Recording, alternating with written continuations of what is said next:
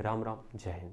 बात करेंगे आज यूपी पुलिस कांस्टेबल के लिए हिंदी के बारे में। अब ध्यान समझना, मेरी बात बहुत काम की है। आज हम बात कर रहे हैं किसकी? हिंदी की।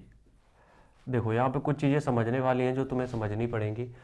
देखो क्या होता है कि कुछ सब्जेक्ट ऐसे होते हैं जिनमें पूरे में पूरे नंबर ला सकते हो, और कुछ सब्जेक्ट ऐसे होते हैं जिनमें ना चाहते हुए भी गलत हो जाता है। ठीक है, हिंदी एक ऐसा सब्जेक्ट है जिसमें कि तुम्हें कोशिश करनी चाहिए कि पूरे में पूरे नंबर ले आओ, मतलब जितने नंबर का भी है उसमें पूरे में पूरे नंबर लाओ।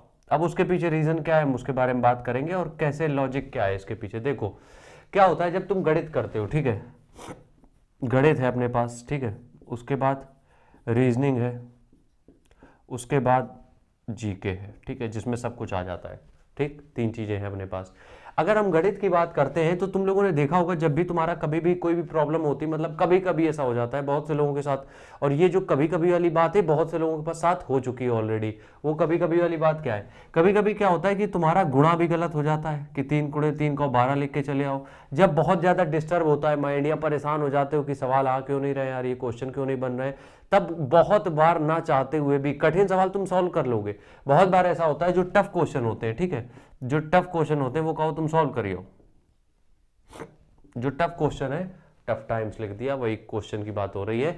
जो टफ तुम्हारे क्वेश्चन होते हैं वो कई बार तुमसे सॉल्व हो जाते हैं, लेकिन जो इजी क्वेश्चन है, तो मतलब जो 2-4 लाइनों में आंसर आना होता है, वो कई बार हमसे गलत हो जाते हैं हड़बड़ाहट में, क्योंकि प्रेशर इतना होता है एग्जाम का। ठीक है, तो इसलिए गणित में कभी कभी दिक्कत हो जाती है कि हम पूरे में पूरे नंबर नहीं ला सकते। रीजनिंग की अगर हम बात करें तो रीजनिंग के साथ भी सेम यही प्रॉब्लम है।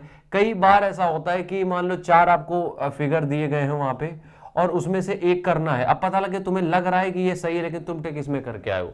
ये होता है लोगों के साथ, क्योंकि इन दोनों को तो हटाई दो, ये दोनों पता लगे सिमिलर लग रहे हैं और लगाना इसमें था, तुम्हें पता था इसमें लगाना है, लेकिन तुम एंड टाइम पे इस पे लगा के चले आए।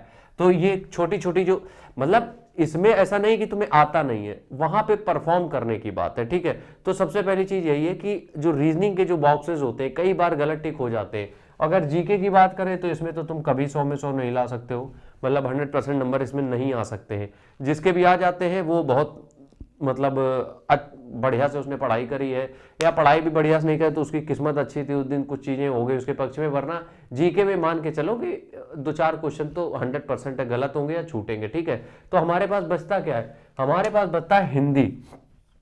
हिंदी एक ऐसा सब्जेक्ट है जिसको कि अगर तुम हिंदी को अगर तुम डेली बेसिस पे पढ़ते हो और बहुत ज्यादा टाइम नहीं भी देते हो, तब भी हिंदी में तुम पूरे में पूरे नंबर ला सकते हो। इसलिए हमेशा ट्राई किया करो कि हिंदी की तैयारी इतनी रखो कि उसमें तो पूरे पूरे नंबर आ जाए, क्योंकि हिंदी में एक बार पूरे नंबर आ गए तो एक बहुत बड़ा पोर्शन आपका तैयार हो गया है। अब बाकी तीनों में जो चीजें करनी है वो आप कर सकते हो। लेकिन हिंदी क्या होती है, हिंदी में इंस्टेंट आंसर दे के आप बहुत आसानी से पूरे नंबर ले सकते हो। और बहुत से लोगों के 49,000 वाली वैकेंसी में, 41,000 में, जीडी में पूरे नंबर आए हिंदी के। 1-2 लोगों की बात हम नहीं कर रहे हैं, बहुत बड़ा नंबर है, बहुत ज्यादा लोग हैं, बहुत सारे लोग हैं जिनके पूरे में पूरे नंबर आए। इसलिए तुम लोग भी ध्यान रखो कि हिंदी में पूरे करके आने, जिसके लिए हिंदी की तैयारी अपनी मजबूत रखना। राम राम, जय हिंद।